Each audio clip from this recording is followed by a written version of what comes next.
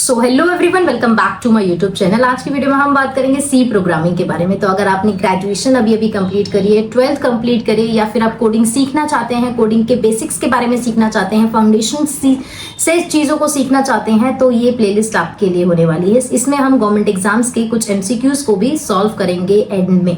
तो अभी हम शुरू करते हैं C programming language with why. Yes, क्योंकि कोड लिखने के साथ साथ आपको ये भी पता होना चाहिए कि क्यों लिखना है, इसकी क्या जरूरत है, इस सिंटैक्स से क्यों, सी ही क्यों। तो ये सारे के सारे क्वेश्चंस अगर आपके पास हैं तो वॉच दिस वीडियो कंप्लीटली। अगर आपने अब तक मेरा चैनल सब्सक्राइब नहीं किया है, वीडियो वैल्यूएबल लगती है तो आप इस चैनल को जरूर सब्सक्राइब करें। तो चलिए शुरू करते हैं।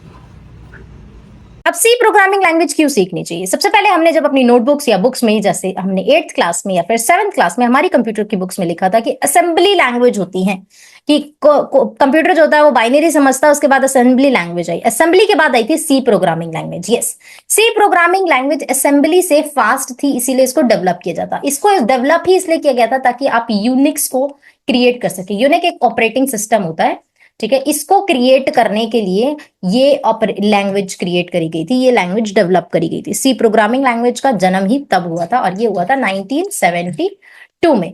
तो ये सी प्रोग्रामिंग का बेसिक आइडिया था क्रिएट करने के पीछे।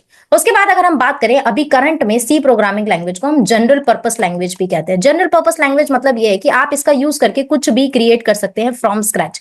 अगर आपको कोई एप्लीकेशन क्रिएट करनी है अपने डेस्कटॉप के लिए, तो भी आप सी प्रोग्रामिंग लैंग्वेज का यूज करके क्रिएट कर सकते हैं। अगर मैं बात करूं, इसको जनरल पर्पस के साथ साथ प्रोसीजरल भी कहते हैं। प्रोसीजरल मतलब इसमें ओप्स का मेन रोल भी होता है, ऊप्स भी इसमें होती है। अगर आपने कहीं ये वर्ड सुना है ऊप्स, तो यस, इस प्लेलिस्ट में हम उसको भी डिस्कस करेंगे। तो प्रोसीजरल प्रोग्रामिंग लैंग्वेज होती है ये बेल लैब्स में क्रिएट करी गई थी। बेल लैब्स में 1972 के उसमें क्रिएट करी गई थी। ये कंपाइल्ड लैंग्वेज होती है। अब कंपाइल्ड लैंग्वेज क्या होती है? कंपाइल्ड लैंग्वेज एक टाइप की कैटेगरी है। कंपाइल्ड लैंग्वेज और इंटरप्रेटेड लैंग्वेज, ये दो कैटेगरीज होती हैं लैंग्वेजेस में, कि कुछ लैंग्वेजेस कंपाइल्ड लैंग्वेज होती है, कुछ लैंग्वेजेस इंटरप्रेटेड लैंग्वेजेस होती है। अब जो कंपाइल्ड लैंग्वेज होती है उसमें क्या होता है? कंपाइल्ड लैंग्वेज में एक चीज होती है, कंपाइल्ड लैंग्वेज में आपका एंटायर जो प्रोग्राम होता है उसको ले लिया जाता है, मशीन लैंग्वेज में उसको कन्वर्ट किया जाता है। उसके बाद उसमें जो एरर्स होते हैं, जो चीज आपने गलत लिखी है, कोई चीज अगर कोई एरर जनरेट करी है तो वो एरर आपको दे देगा। अगर एरर नहीं होता है तो वो आपको आउटपुट दे देगा। ये होता है कंपाइल्ड लैंग्वेज में। अगर आपने 100 लाइन का कोड लिखा है तो वो 100 लाइन का कोड लेगा, मशीन लैंग्वेज में कन्वर्ट करेगा, एरर है तो एरर दे देगा, अगर नहीं है तो आउटपुट दे देगा। सिंपल। अगर मैं इंटरप्रेटेड लैंग्वेज की बात करूं, तो इंटरप्रेटेड लैंग्वेज में एक चीज होती है कि आपने एंटायर प्रोग्राम दिया, उस प्रोग्राम में अगर आपने 100 लाइन लिखी थी, 60th लाइन पे आपके पास कुछ एरर था, मान लो 60th लाइन पे एरर होने के बाद क्या हुआ, उसमें उसने 59th लाइन तक तो आपको आउटपुट देगा वो, और 60th लाइन पे वो आपको कहेगा एरर है, उसके बाद मैं प्रोसीड नहीं कर सकता हूं। मतलब कि वो एक लाइन बाय लाइन चलता है। वो पहले एक लाइन लेगा, आउटपुट देगा, दूसरा लाइन लेगा, आउटपुट देगा। बट कंपाइल्ड लैंग्वेज में आपका पूरा प्रोग्राम ले लिया जाता है, उसको मशीन लैंग्वेज में कन्वर्ट किया जाता है, तब आउटपुट जनरेट होता है। जिस वजह से क्या होता है, आपका जो आउटपुट होने वाला होता है वो पूरा का पूरा प्रोग्राम के अकॉर्डिंग होता है। इसे प्रोसीजरल लैंग्वेजेस भी कहते हैं।